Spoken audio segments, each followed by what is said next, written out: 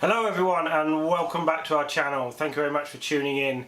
Today we're going to be showing you 3 ways that you can get internet into your camper van. First of all, we'd just like to apologise for not putting up a video on Sunday. We had a last minute impromptu camping trip which meant we didn't get time to put a video up. But we'll be back to normal this Sunday, so sorry again for that, but look forward to our next video on Sunday.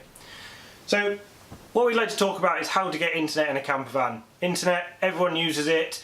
When you don't have it, you feel really lost, and being in a camper van, travelling around, shouldn't be any different. So the 3 ways that we can get internet into our camper van, we're going to be showing you 3 very different methods, using 3 different technologies, going up in price, starting off with everything that everyone has carried around with them, mobile phone. Mobile phones, most of them now have a hotspot mode which you can turn on, connect in different devices, uses your data plan and goes out to the internet. Advantages and disadvantages of this, everyone has one nowadays, so turning it on, putting it down on the desk, connecting your laptop, tablet into it, relatively easy. Downsides to it, a lot of companies are now cutting down on the amount of data that you can use, tethering, setting up a hotspot on your phone, so you might need to check your contract just to make sure that you're not going to be going over your data allowance and racking up a massive bill on your mobile contract. But very simply, probably the easiest way of getting internet, obviously if you're travelling around Europe, a lot of companies now are allowing you to roam with your mobile phones. An EU law passed in 2017 now means that across Europe, internet and phone calls should be the same across all your plans, but again, check out your mobile provider before doing so.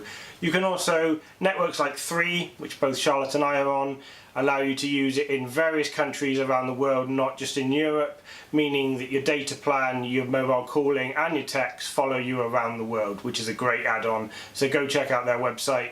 We're not being paid by 3, it's just something we've used quite a bit. We've used it in the States, we've used it in Australia, and we've also used it in Europe. So that's mobile phone is the first one. The second one is very similar to a mobile phone, but it uses one of these little devices. You might have seen these, which is a pocket Wi-Fi device. Works on exactly the same principle. Put in a mobile SIM contract in here, turn this device on, and then you can connect up to, I think this one's 5 devices, some of them do more.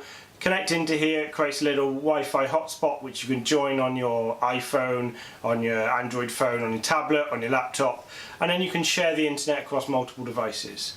Some of these come with dedicated data plans, so you don't have any calls or texts on them, they're purely data, and you tend to get a little bit more data on these than you would on a mobile phone contract. Again, there are limitations around countries you can use them in, and also the amount of data that you get on these devices. Plans that we've seen around at the moment, you can get 30, 50 or 100 gigs worth of data.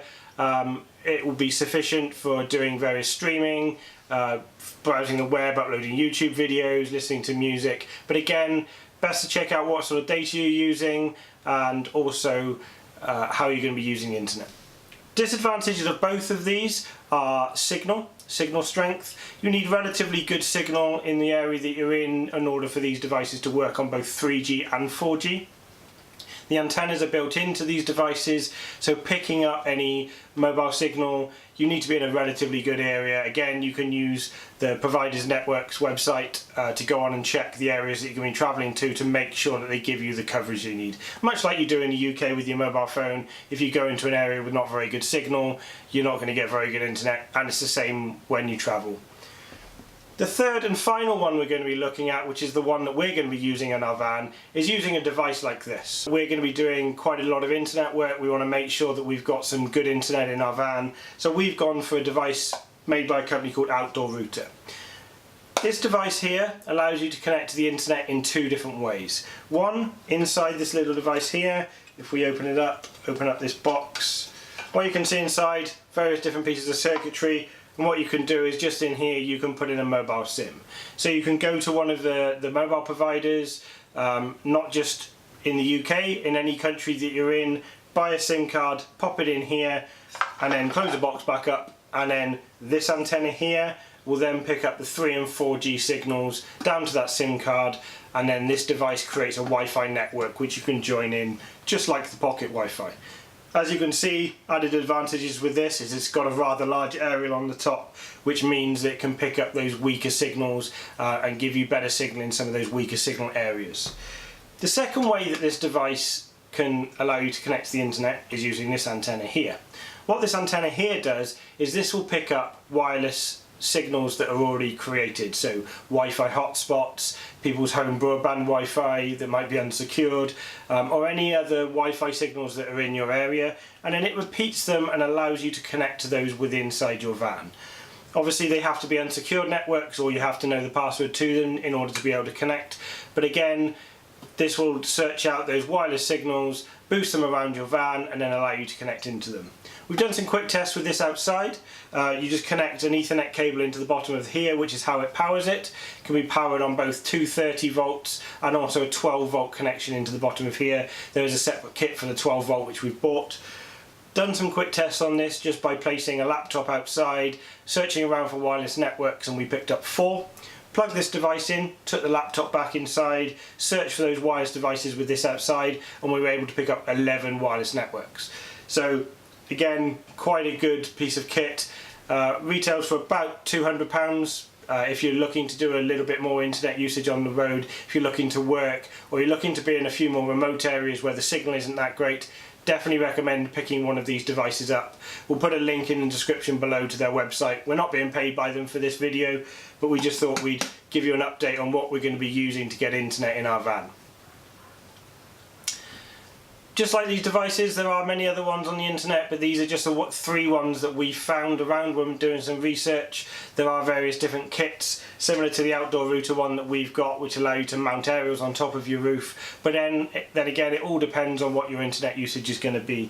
If you're just going to be using light internet usage, browse the web, maybe listen to a bit of music, then your phone using a personal hotspot is just going to be perfectly fine for you.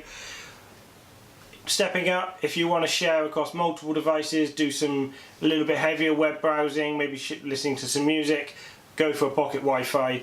But if you're going to be working on the road or heavy internet usage, video streaming, and you want to be able to grab hold of those other wireless networks in the area which might be a little bit weaker, definitely recommend getting this sort of unit for your van. These are used for things like events, when people want to create wireless hotspots, outdoor caravan parks, that sort of thing. So it's quite a big industrial unit, nice and sturdy, fully waterproof, so it can sit on the side of the van. The way that we're going to be mounting this is we're probably going to be mounting it horizontally on our roof rack, potentially vertically, but as you can see the size of the aerials might cause a bit of a problem. You can unscrew them and take them off and store them inside the van, but it might be a little bit of a pain to screw them on every time.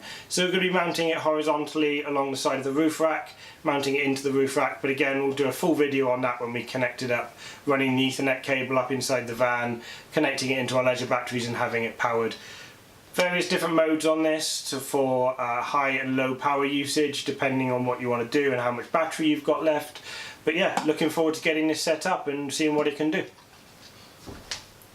So that's all for this video. If you'd like to know a little bit more about this outdoor router, drop us a message in the comments or check out their website, which we'll put a link to in the description below. Thank you very much for watching. Thank you for all those people that have subscribed to the channel already. Remember, if you haven't already done so, hit that subscribe button, hit that thumbs up, and hit the little notification bell up in the top corner for getting notifications on when we upload new videos. But remember to check back in every Sunday for a new video on where we'll be doing work on the van. Doing quite a bit of work on the van over the next couple of weeks, so look forward to check out those videos. Thanks very much. You and me, everything that we've been through has made us strong. You won't believe we've had our gray, but somewhere there's a light inside of us.